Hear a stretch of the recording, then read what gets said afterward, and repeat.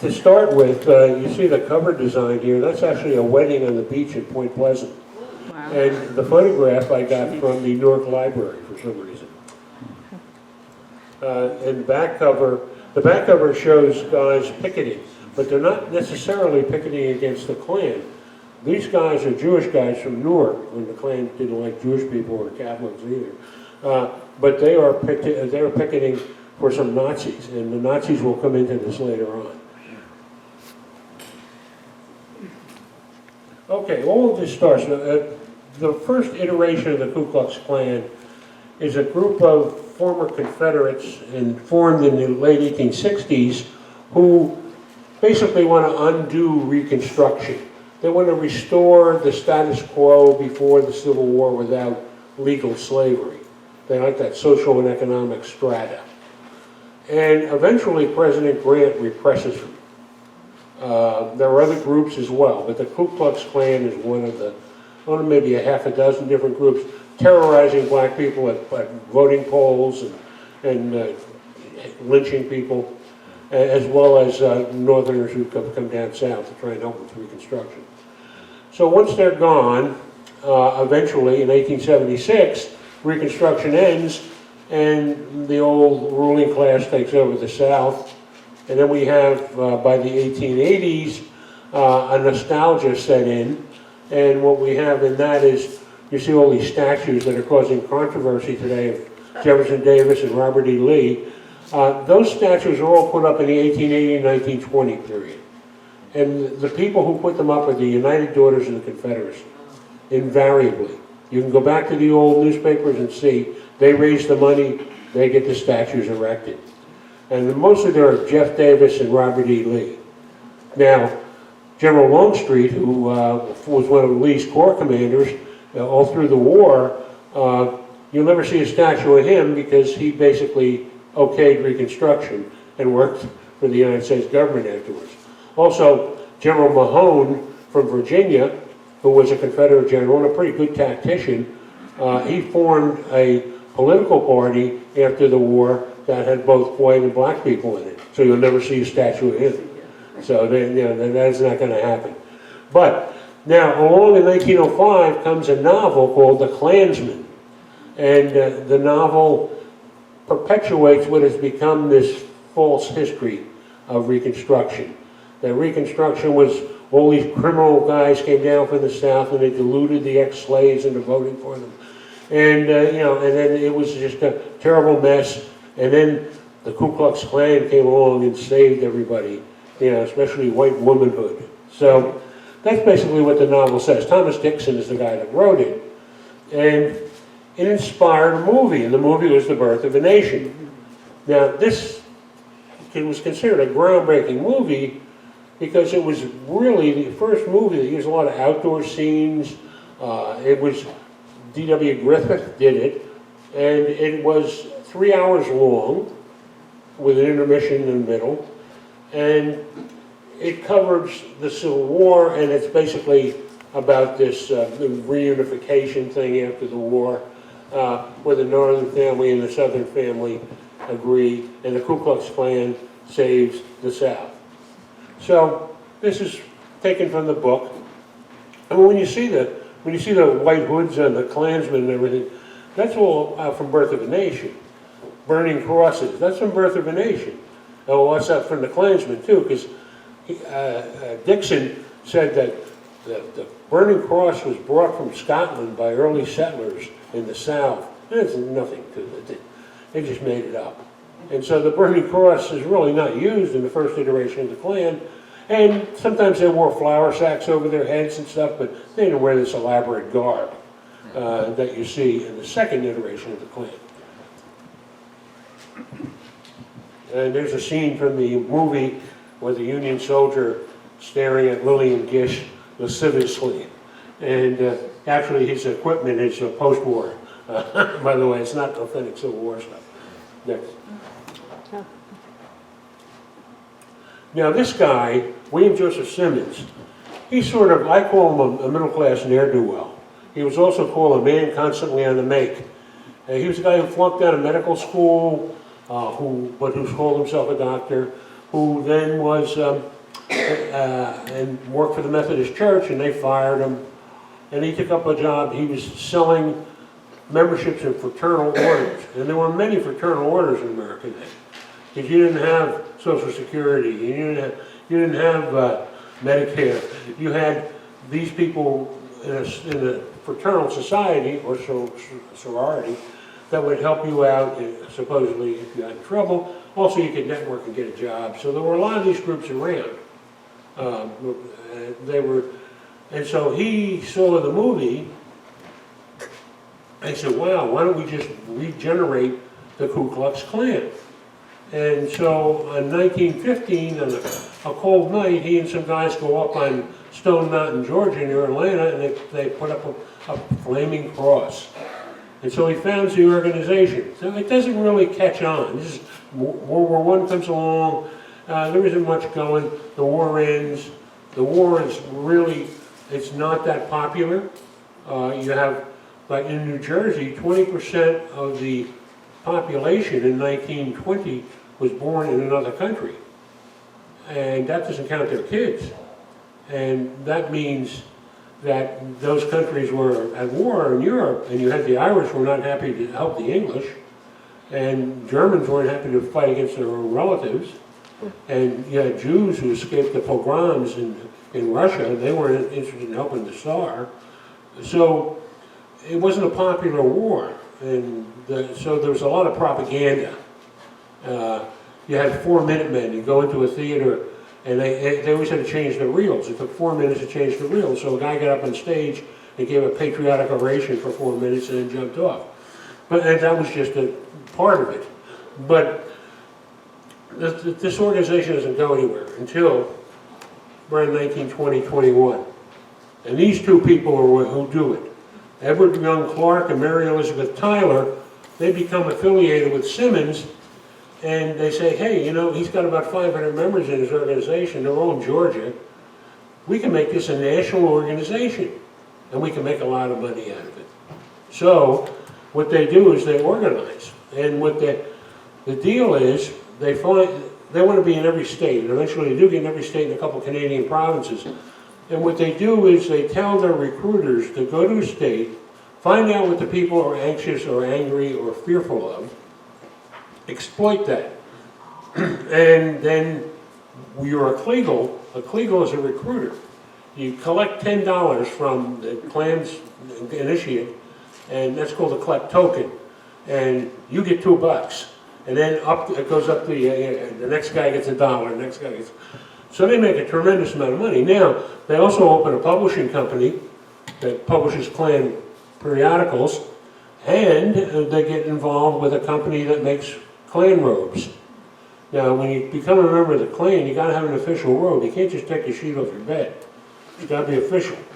So you got to. As a matter of fact, when the Grand Dragon was living up in Bloomfield, he used to come down to Asbury Park and Belmore to deliver these hoods and regalia. So they also get rid of Simmons eventually. They push him out, and they themselves are later pushed out. So it's a constant turmoil at the top. But in the meantime, they go to every state. You know, New Jersey's a bad place to go. Number one of the things they have is you have a lot of immigrants here. 20% of the population, as I said, 5% of the population is African American. So these are not, it's not a great recruiting field. But they figure they have a lot of people who are afraid of the changes and demographic changes in New Jersey, and they'll go after them. But also New Jersey is against prohibition. All the immigrants like a beer. And this guy, Edward I. Edwards, becomes governor after World War I, and he says he's going to be making New Jersey as wet as the Atlantic Ocean. That's part of his campaign. And he tries every way he can to avoid and evade prohibition, but finally they have to sort of give in, but that's another story.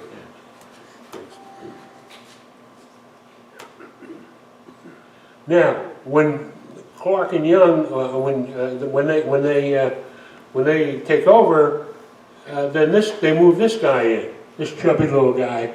He's a dentist from Texas who was born in Alabama, and he becomes the new Imperial Wizard. That's what Simmons was originally. And they'd have to pay Simmons a lot of money to get him out. But he remains the Imperial Wizard for good almost 20 years. And this is him down in Washington. When they come to New Jersey, the first thing, the newspapers do a survey, and it's in the book in 1921. They don't know anything about the Klan. What is this Ku Klux Klan thing? So we heard they murdered some people in Florida, you know, and there was a huge massacre of people in 1921 at the wealthiest African American community in the United States, in Oklahoma, Tulsa. And it was terrible. And there were some similar things happening in Florida. And Klan was peripherally involved in these things. A lot of this had to do with World War I again, because you had black soldiers coming back to the United States, and they fought the Germans, and suddenly they're being told they're third-class citizens. They said, I ain't going to put up with that. And so you have all of this racial tension in the South. Now, it doesn't really exist in New Jersey. But New Jersey's got all the immigrants. And for the past 30 years, a lot of people don't speak English. They speak Italian, they speak Polish, they're from Eastern Europe, Southern Europe. No, we don't like that. You know, back in the 1850s, everyone hated the Irish, but then the Irish eventually became part of the population. But they also, most of these people were either Catholic or Jewish. And so you start to see the enemies of the Klan targets here in New Jersey. And it's basically Catholics, Jews, secondarily black people. They always, when they post their aims, they say we're for motherhood in the flag and all this stuff, and white supremacy. They always put that in. Yeah. But their main aim is to get the Catholics and the Jews into a subordinate position so that they don't affect elections. And they tell all these lies about how people are being smuggled into the country, and you know, they're paying people to do this, and it sounds familiar. You know? Anyway, in Newark is of course a horrible place to try to make a Klan chapter. They get a small one, and a couple guys come in, and you know, they're talking about they're going to build a big Klan. And it's in the book, there's two Irish cops sitting there looking at them and sort of chuckling, you know, they say, yeah, all right, sure. And the mayor says, we don't need you people. They said, we're going to help enforce the law. Well, in Trenton, the police chief says, you come on the streets with hoods, we're going to shoot you. So, you know, that doesn't work out either. But in Newark, they lay the wreath before the statue of Washington, and the next morning it's gone. And the next year they do another one, and they see the head of the sanitation department walk past, and he looks at it, and then, whoop, it's gone. You know, so they're unhappy with that, and they go to the newspapers and they say terrible things are going to happen, you know, because you don't respect the Klan, but nothing ever does. Ah, yes, Alma White. Alma White is a very interesting character. She's from Kentucky originally, and she goes out west, and she becomes she marries a guy who was a Methodist seminarian. They open a church. Doesn't work out. Somehow she ends up herself in New Jersey, and Zarephath, which is up in Somerset County. And what happens is that she is fascinated by the Klan. She's a very strong feminist, as long as you're a white Protestant woman, but anyone else, not so much. And she writes pamphlets for the Klan. She writes books. And in 1964, I don't know if anyone remembers this, there was Princeton University and a New York publisher did a whole series of books, thin books, on New Jersey, aspects of New Jersey history. One was about religion. And I looked her up in there, and she was in there, and the guy who wrote it, supposedly a scholar, said that she supported her parish, so to speak, by her writings, but he didn't say what they are. And they're all Klan writings. And there's one of them, The Good Citizen. You see, there's a Klansman who's stepping on a Catholic bishop's hat while he's ringing the Liberty Bell and celebrating George Washington. So, and there are other pictures like that as well. And she put that out every month. I have an original copy. They're kind of hard to find these days. Now, the Klan starts to initiate people, and when first Somerset County to a degree, and then Monmouth and Ocean are the big areas. Northern Bergen as well. In Northern Bergen, Bergen County has seen an influx of immigrants coming up from New York City and Jersey City, and so there are people up there that are scared. But what you have in Somerset County, out in the west around Basking Ridge, is a Klan area. And this is an initiation ceremony. The guy who becomes the Grand Dragon is a guy named Arthur Bell.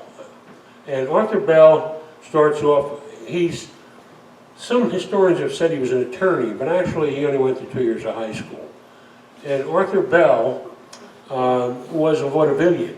He and his wife had a combination of dance act and ventriloquism show, if you can conjure that up.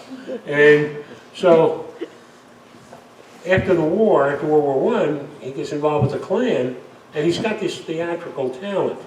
And so he uses it to a full effect. He'll invite reporters to one of these ceremonies, but they can't go down and talk to anybody, but they can watch from afar. And they do a circle of headlights. You see them dimly in the distance from cars. And then the guys to be initiated are in the front there, and see the Klan's people behind them. And they always exaggerate their numbers, always. And that way, of course, it makes them look like. Even in recent years, one historian, who was a pretty reliable historian, he said there were 60,000 Klanspeople in New Jersey. And that's simply not true, not from the research that we did. Okay, this is the big affair in Perth Amboy. Monmouth County Klan is so naive. They send 100 people up to Perth Amboy to hold a recruiting rally in a building owned by the Junior Order of American Mechanics, Associated American Mechanics, which is another racist organization, doesn't like immigrants.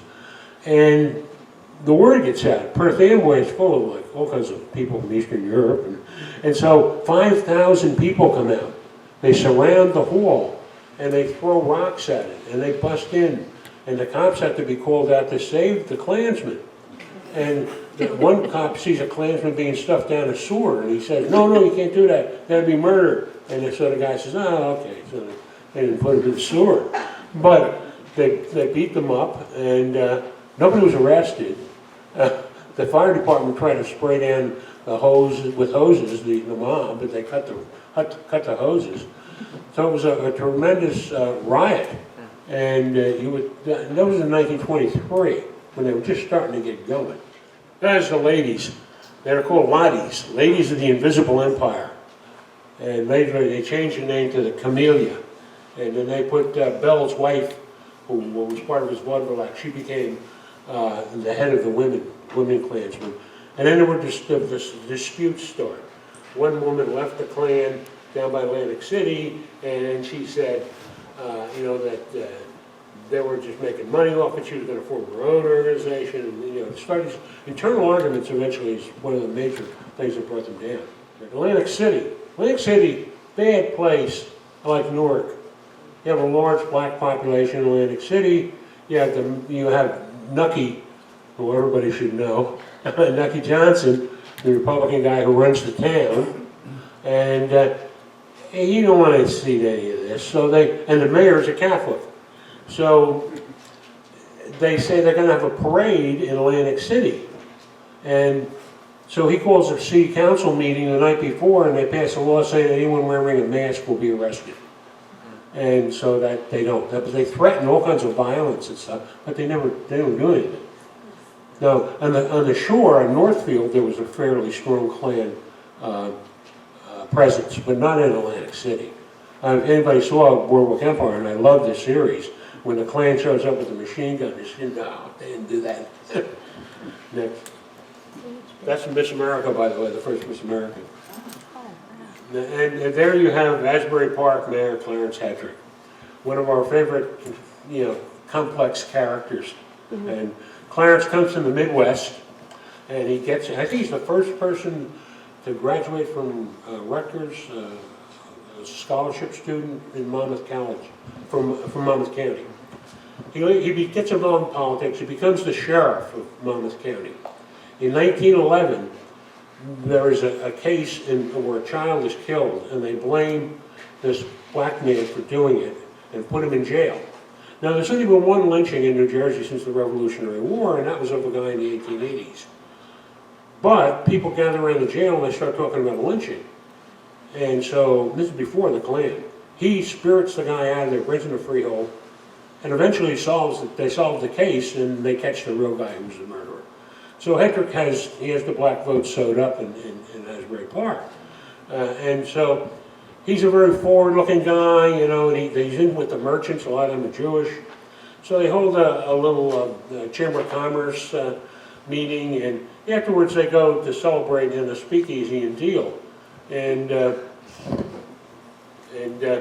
while they're there, apparently some ladies from New York came down to entertain.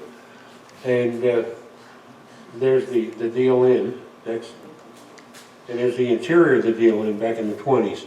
And there's a guy there who was a Klansman, secret Klansman. And he reports on Hetrick. And the big controversy is to all the ministers in Asbury Park. They throw him out. They try to get him indicted for something out in Freehold. It all falls through. And it turns out that the informant is a guy who was a Klansman who owes money to Bell, the Grand Dragon. And I use this line from Hetrick, as one of the chapter leads in the book, and he says, the story that a naked woman sat on my lap is a damnable lie. Probably wasn't, but yeah, the big Long Branch. Long Branch is always associated with the Klan more than any other town. And it's because of this, the TriState Conclave. Now they said there were going to be 80,000 people here, you know, and of course there were nowhere near that, but they held this big July 4th celebration and in 1924. And so this is a pamphlet advertising, and they had a parade down Broadway, and that picture has been seen many times of the Klan coming down Park. They're held at Elkwood Park. A couple of front men had purchased Elkwood Park for the Klan, and then they marched down Broadway, and here they are in Long Branch. But what happens is they lose Elkwood Park because they can't pay the property taxes. And actually, I did a talk on another subject up in Long Branch. The librarian was there, and we were in this little restaurant on Broadway, and I was talking to her, and I said, hey, that's where they came. And she said, yes, I know. And so,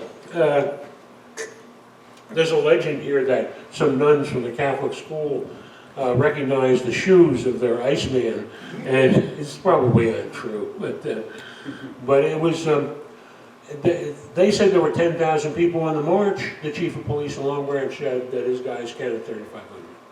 Okay, now in the late 20s, things started to fall apart. This guy is George Lawson. Lawson is a guy who, I had never heard of this guy. And it turns out that he was involved in forming baseball leagues. And then he did a lot of other stuff too. So I asked a friend of mine who's a baseball historian, you ever heard of this guy? He said, no, excuse me, but he did some research. And he found there was an article in a baseball historical journal, and he sent me a copy of it. And Lawson was born in England. He came here. He was involved with his brother in scam baseball leagues. Then he joined the British Army, and he was discharged for having venereal disease. And then he got back to the United States. He had 6 wives altogether. They don't know whether any of them were divorced. He was a traveling salesman for various things. Then he ordained himself, and he was a minister. And so, as a minister, he put out a newspaper article across the country. He wanted a prayer bride. So this lady from the Highlands is his prayer bride. He marries her, moves to the Highlands, and occupies an unoccupied church, and becomes a Clud. Now, Clud is a Klan chaplain of the local Monmouth County Klan. But after a while, they have a falling out for some reason. Number one, he isn't even eligible to join the Klan because you have to be born in America. But I guess he didn't tell him that. He was a pretty good con man. So he runs for Congress as an independent, and he uses this picture of him with a revolver and the Bible and the Klan hood. And he says, "Can the Klan," is his political motto. Now, this guy's the worst. The biggest Klan state in the United States, surprisingly for a lot of people, is Indiana. And Stevenson, who's a real shady character, is the Grand Dragon. And so he's also a guy, they caught him once in a car with his pants off and a girl, and they caught him a couple other times with things, but they sort of smoothed it over because the governor was a Klansman and his buddy.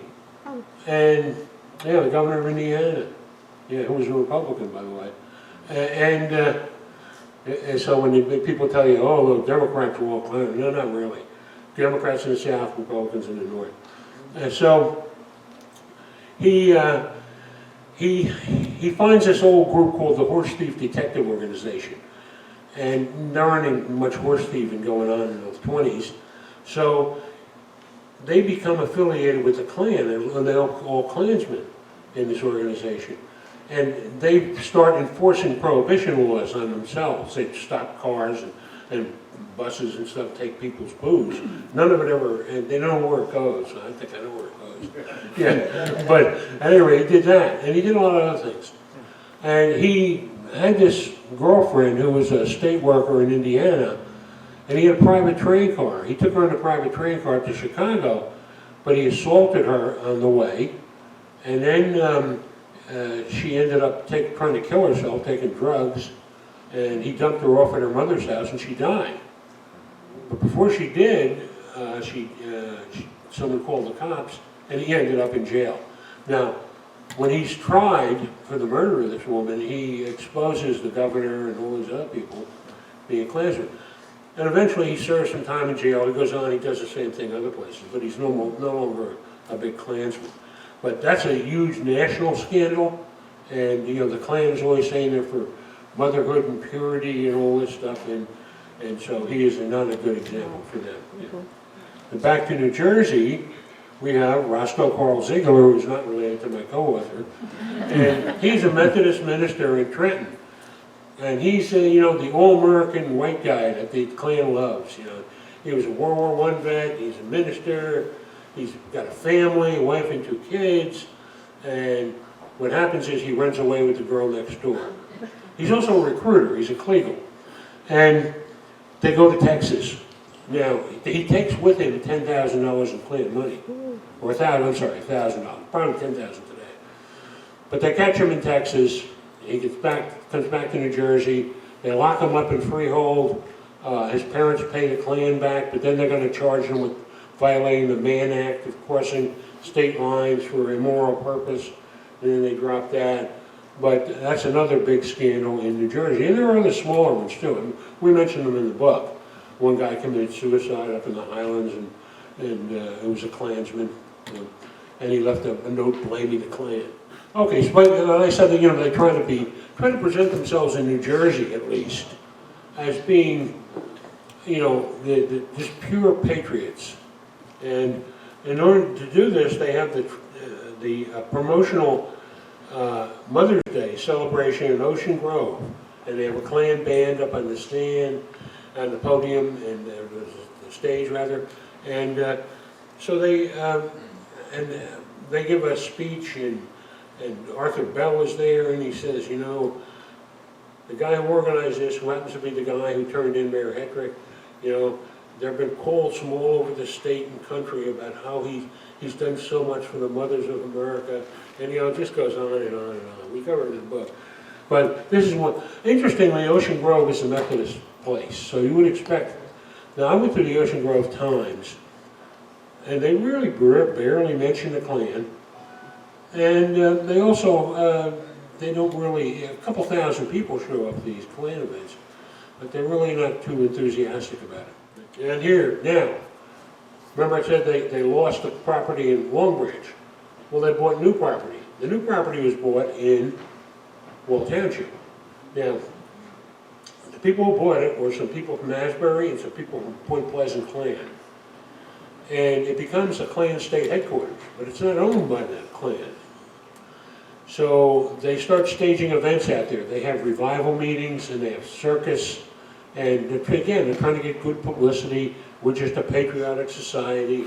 We don't want to, they say, we don't want to hurt anybody. We just want them to know their place in society. So, and then of course they're burning crosses here and there. Interestingly, there was one burned on Wesley Lake on the Ocean Grove side. And I read a memoir of this older Jewish guy who was a kid at the time. And he said, you know, they burned a cross over there. And the next day, the same guys come into my old man's store and buy cigarettes. You know? Hey, what's with that? You know? So, yeah, this is the animals, clowns, acrobats. The place they buy in Wall Township used to be Camp Evans, and now it's the Info Age Museum. And it's up on a hill in Shark River Hills. And they put up a big electric cross there. You can see from Neptune all the way across Shark River Inlet. And they have all these events there. You go into Belmar and pay 50 cents and you get on a bus and it takes you out to Wall Township. They also own all the land back to Gully Road. And that's where I live now, and it's still called, and the property maps, it's called Imperial Park, which is what they called it. And I went out with a friend of mine who's a title researcher, and we went through the records out in Freehold, and it was very interesting to see who you could sell the property to and who you couldn't, and who signed, and you know, a lot of old Wall Township names on there who I'm sure today would not want to be associated with this. All right, in Red Bank, they wanted to parade, and then the town didn't want them to, and they finally said, all right, you can parade where everybody else does, but here's the parade, and they have a patriotic float. They have, you know, a Revolutionary War theme, and those buildings are still there in Red Bank, by the way. And this is the big march in Washington with about 40,000. I wasn't as many as they expected. They expected more. They come all over the country. And with the conclave in Long Branch, the 3,500 Klansmen there, but they were from different states. They were all from New Jersey. You know, they were from Pennsylvania, and Connecticut, New York, Delaware. So whenever they had a rally in New Jersey, Bell would call in people from other states. They had one out by Trenton, too. The same thing. The reporter said there were all kinds of different license plates in the lot, even some far away as the south. The next year they did that, and it was even less, and they never did it again. They had you saw Miss America, the first one there with Mayor Bader, and here is a candidate for Miss 100% America. And that photo was taken out in Wall Township. This is an interesting guy. He's from Long Branch. Yeah, Basil Bruno. His parents are born in Italy. So you figure, what's he doing with the Klan? But he's born here, so he's eligible. And he becomes a Methodist, so he's eligible. And he becomes a politician. He's a pharmacist. He owns a pharmacy down on the, he's got a fair amount of money. One in town in Long Branch and one down on the boardwalk for the summer. And he gets elected to the legislature, and he introduces what they call their Bible bill. They want the Bible to be taught in public schools. And he introduces it twice in the New Jersey legislature, and it fails both times. But Bruno claimed he wasn't a Klansman. He was a member of the Junior Order of United American Mechanics. But he was not he claimed he wasn't a Klansman. He probably was.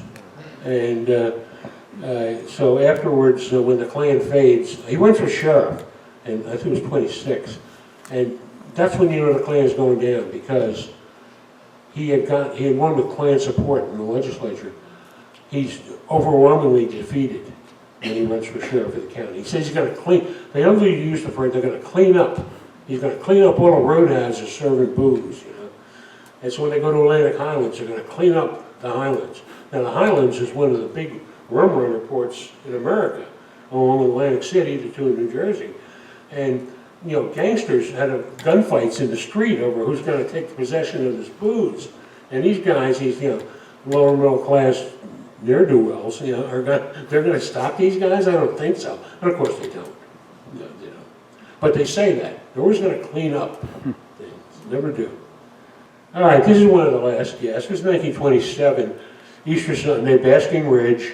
Recruiting is falling off, members are quitting.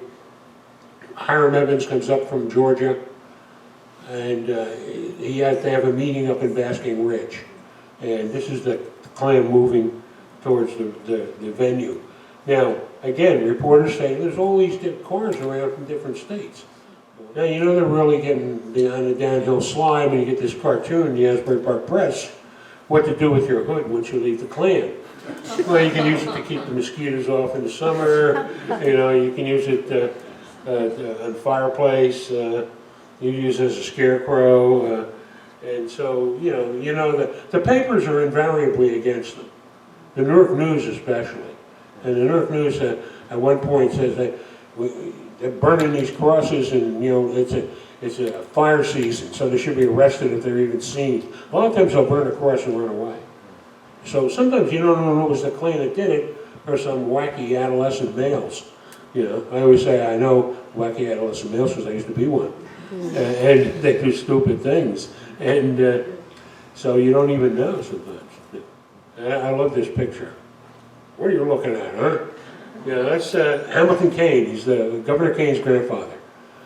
Arthur Bell, in 27 or 28, he says he's going to call all the Republican candidates for office to a hotel in Newark, where he's going to have a panel who will question them on their Americanism. And needless to say, this is what Kane says, I'm not a member of the Ku Klux Klan, never had anything to do with it. Why should I attend?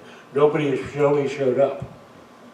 So again, another sign that things were not going well. They would sometimes be politically effective in small areas, elected a councilman. In the case of Bruno's probably the biggest election victory they had as an assemblyman. And this guy. This is Senator Heflin, Cotton Tom. Now, he was a guy who, he was in the legislature in Alabama, and he wrote a law practically denying black people the right to vote. And then he became a U.S. Senator, and he went to Washington, and he got in an argument with an African-American man on a trolley, because he wanted it segregated, and the guy said, nah, and he shot the guy. So, and then he paid his medical bills so they didn't prosecute him. But at any rate, Cotton Tom used to go around speaking tours. And former Governor Hoffman of New Jersey said once, he always knew when Cotton Tom came up to the Capitol building because they opened a taxi door and there was nothing in it. And so, at any rate, he comes to New Jersey in 28 to talk against Al Smith. Al Smith is running for president. Al Smith is a Catholic. That's a no-no. He's also the son of immigrants. A lot of people don't know, and I didn't know this myself. His mother was Irish immigrant, but his father was an Italian immigrant. His name was not it was Smith when she came over here. It was Farrago, which is Italian for like a blacksmith. So he anglicized it, and he was a Civil War vet too. At any rate, this guy goes around telling that Smith is going to, inundate the country with Catholics, and the Pope's going to come over and all this stuff. And he gives talks in Long Branch and a couple other places. He was talking at Asbury Park, and he was in Neptune, but he's staying in Asbury Park at the Monterey Hotel. Now, when he gets to the hotel, he's a pretty hefty dude, as you can see, and he breaks a bed slab. So he calls up the desk and he says, I need somebody to fix it. And they say, yeah, we'll send somebody up. Describe who is coming up, give me their names and what they look like, because Catholic agents are out to get me. And so the women of the Ku Klux Klan apparently paid this guy to speak. And he eventually goes back to Alabama, where he's a Democrat. And so is Al Smith, so they throw him out of his seat. but he later gets appointed to other stuff. His nephew becomes Senator Heflin in the 50s. And here's Al Smith. And Al is down at Seagard. Seagard, the National Guard Training Center, is also the governor's summer home. There's Governor A. Harry Moore on the left, and there's Al and his wife in the middle, and Mrs. Moore on the other side. Frank Hague, if anybody's familiar with Frank, Jersey City politician and extraordinaire, whenever an associate of his from Jersey City, like Mr. Moore, was governor, he had access to the camp. And he held a rally down there, and they say there were 80,000 people there. And Al was down there. And so, next, while Al was there, Billy Sunday was up in Ocean Grove. And he said that Al was anti-prohibitionist, and he was a papist, and he was a danger to America. At the same time, he's down there cheering with Hague and Moore.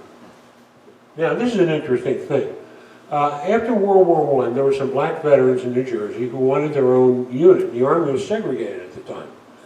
So they approached the legislature, and some of the legislators applied to the federal government because there were some black National Guard units. And the government turned them down. So the legislature created a militia unit. And as they had 4 companies, they did very well. They won a lot of competitions. And they were in Seagard training when the Morro Castle burned.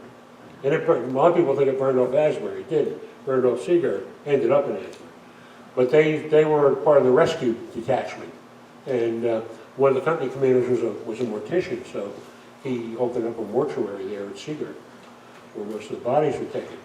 But the Klan never mentioned these guys. But by the time they came in 1929, 30, 31, the Klan was pretty much out. And when the Klan, because they threw out Arthur Bell. Because remember, the Long Branch property was sold, and then they went to Wall.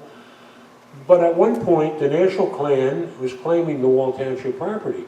And the local Klan from Point Pleasant said, no, we own it. It's a business investment. We're selling lots out there. And there was a big fight. They went to the courts, went to the Supreme Court, and they lost. So they got kicked out, and Arthur Bell moved from his beautiful cottage overlooking Shark River Inlet to an office above a garage in Belmar, and eventually went back to Bloomfield. Then he suddenly resigned, and they say it was because of the fight over the property, and that was part of it, no doubt. But it was also kind of coincidental that his wife divorced him and wouldn't say why, and he married his secretary 2 months later. So he's out of the Klan. He's out of the Klan, but now Simmons comes back and he forms a group called the White Band. And the big talking point is you don't have to buy any robes from us, but we're just the same as the other guys. So they try to resurrect that, and it looks like the strongest place around here was Point Pleasant. It was probably the guys, because the Klan threw the whole Point Pleasant Klan out because they were fighting over the property. But they hold meetings around here, but it never really takes off. Next. But at the end of the 30s, they try to revive the Klan again, and there's very few left. And so Arthur Bell suddenly is back in the Klan, and he's got some kind of title. He's not Grand Dragon anymore, but he holds a ceremony in, of all places, Jersey City, which is another, full of immigrants, and Frank Hague wouldn't have anything to do with them. So they want to hold a rally there, but the city says, no, you can't do that. And so he's desperate. Now, how are you going to revive the Klan in 1939, 1940? This is his assistant, Reverend Alton Young. He was the right-hand man.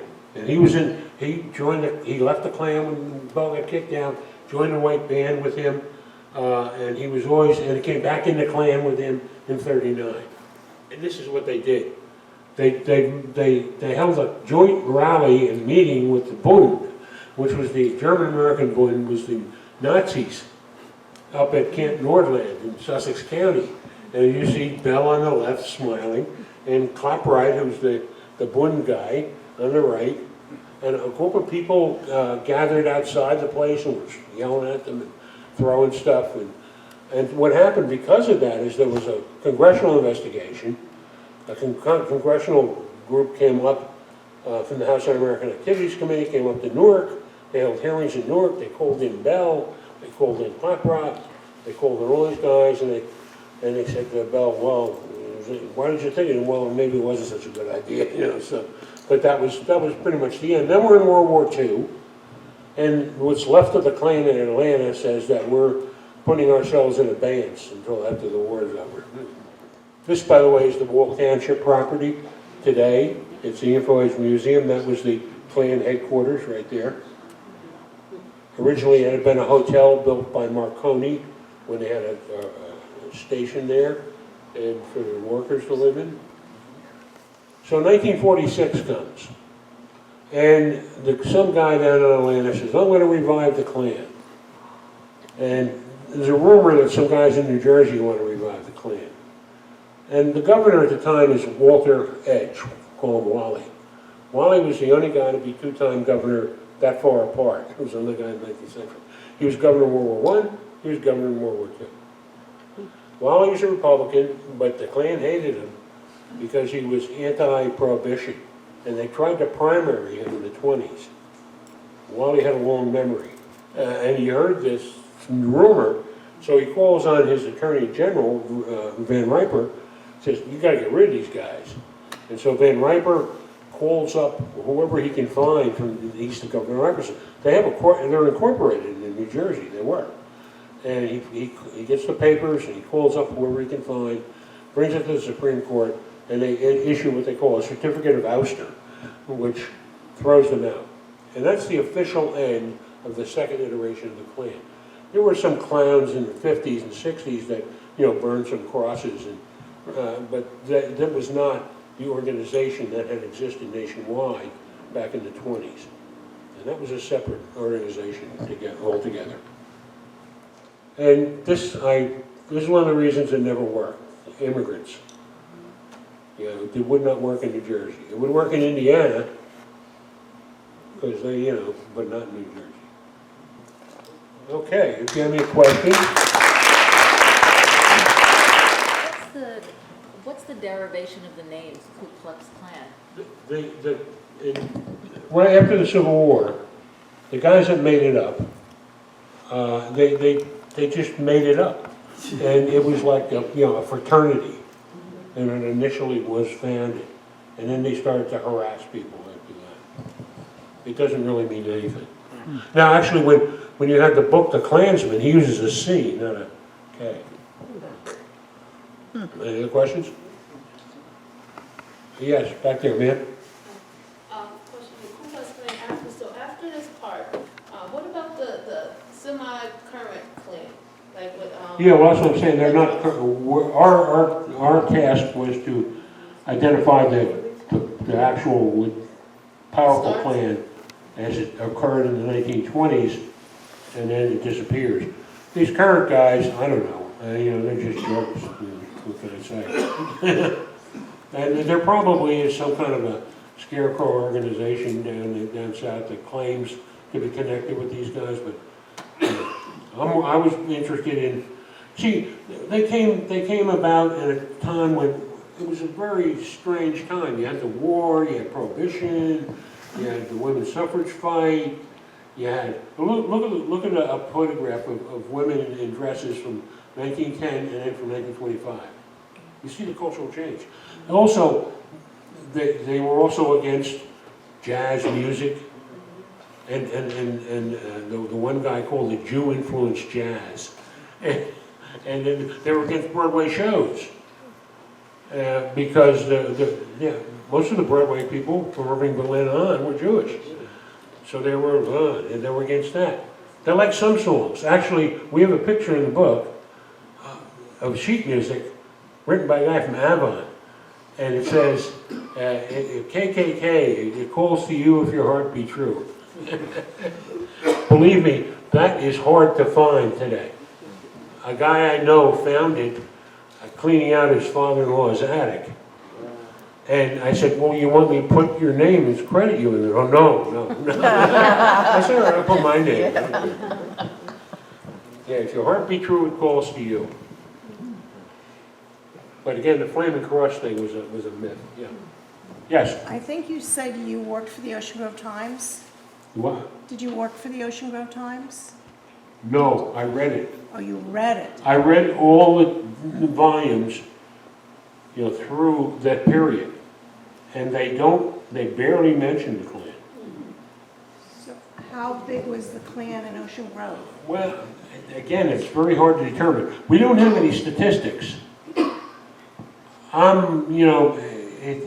guy claiming there's 400 Klansmen in Asbury Park was ridiculous. Claiming 60,000 Klansmen in New Jersey. And that guy said, well, I counted everybody from the very first to the very last, and people who came back and forth, and it just it doesn't pay enough. I don't think that they had a. I know they laid a wreath in front of the soldier statue at the gates of Ocean Grove there, but actually it was in what they call West Grove, the section of Neptune, that they were fairly strong, because they held a couple rallies there. Shark River, yeah, Shark River, that was in that area around Camp Evans, and it was the headquarters, so. And actually, yes. The birth of a nation was considered, gave credence to the purpose of the Klan. Was anything in this area that fed into that reason to be? I think the reason is because you have people in this area, and I even remember this when I grew up in Newark. So, we come down here in the summer, neighbors call us Benny. So, there was a certain, especially off-season hostility, I think, towards people who were different and out of the area. It's like they say, people who get so upset about immigrants that can't speak English have never met one, and that's true. And down here, you had people who were very personally, socially conservative, or at least said they were. They're probably going to speakeasy on weekends. There's an article in the Asbury Park Press back in, I think it was the 80s, about a guy in Forked River who claimed to be a member of the Ku Klux Klan. He was trying to revive and get people to join. Yeah, well, He was a young guy. He wasn't. Didn't work out. There was a case where there was a black man who was an engineer after World War II who worked at Camp Evans, and some jerks burned a cross on his lawn. But the state police came out, and there was no more of that. And there was an article in the press. Get everyone to forget this. Nobody wants to talk about it, And people really don't understand what the Klan was in the 20s. It was, as I say, it grew out of this period of social dysfunction, of government spying during World War I, of the unhappiness with World War I, the social changes. Of course, wars always bring big social changes, and so all of that. And the bootleggers, most bootleggers are immigrants or sons of immigrants. There's a difference between a bootlegger and a rum runner. Rum runners are all fishing boat guys from up in the Highlands. Yeah, I've talked to people who had relatives who were involved in that. And they would run out, and that was the good stuff that was imported. It was like stuff from Cuba and Europe. They would run out the 3-mile limit and pick it up and bring it back in again. Now the cheap local stuff, a lot of them were immigrants. You see a lot of smart guys, like Luciano and those guys, who were actually shut out of the class mobility because of who they were and where they came from. So they were smart guys, they saw a way to make money. And again, going back to Boardwalk Empire, as Nucky says to to the group when Prohibition comes through. He said, boys, we're gonna make some money. And they did. I'm aware of the impression that Monmouth and Ocean County are like the highest concentration of Klan activity. in the That's state of probably Virginia. correct. And- Somerset too, in the western part of Somerset. But why? Well, because again, you had a lot of, it was a rural area at the time. It wasn't what it is today. But it was rural in the southern part of New Jersey also. Yeah, well, yeah, there was Klan activity down there. But this area was where, the Grand Dragon lived in Bloomfield. I mean, and he lived down here for a while. He liked it down here, like Belmar. Yeah. But that's one reason. They would come here from other places too. When their headquarters is in Long Branch and the headquarters is in Wall, they're gonna come here from other places, not only from out of state, but from around the state. Yes? Did it have something to do with the fact that the concentration of wealth that was through here? And also the kind of, he was just saying, but I heard it was legal segregated, hence the west side and Yes, the across the tracks. yes, You know, the segregation back then was the immigrants, the yes. Irish. And I think that's probably why it was concentrated here. Yeah, no, well, that's part of it too. Yeah, And you had a lot of African Americans who worked in the hotel industry in yeah. Atlantic City, and they could vote. And that's why Nucky said, and Hetrick said, And Hetrick had all the Jewish merchants in town too, so he said, it ain't gonna happen.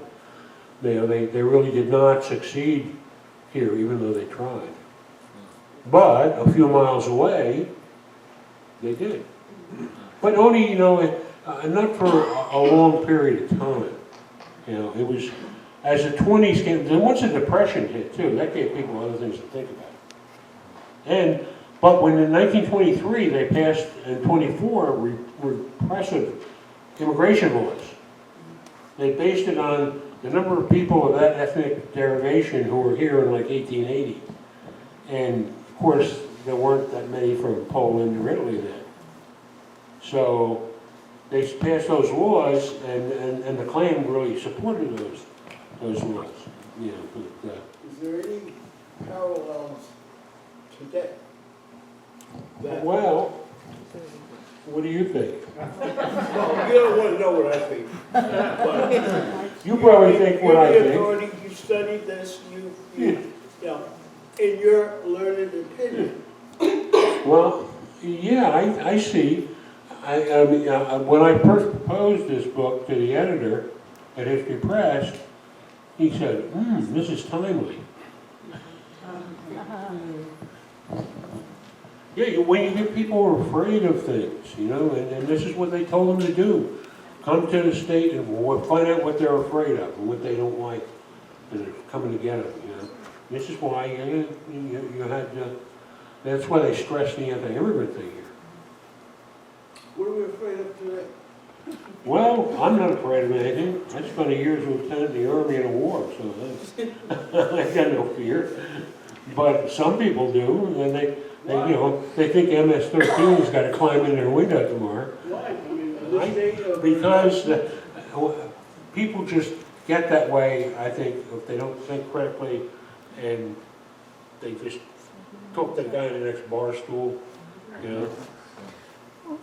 Okay, well, we have some books over here if you're interested, and it tells a lot more detail than I was going to.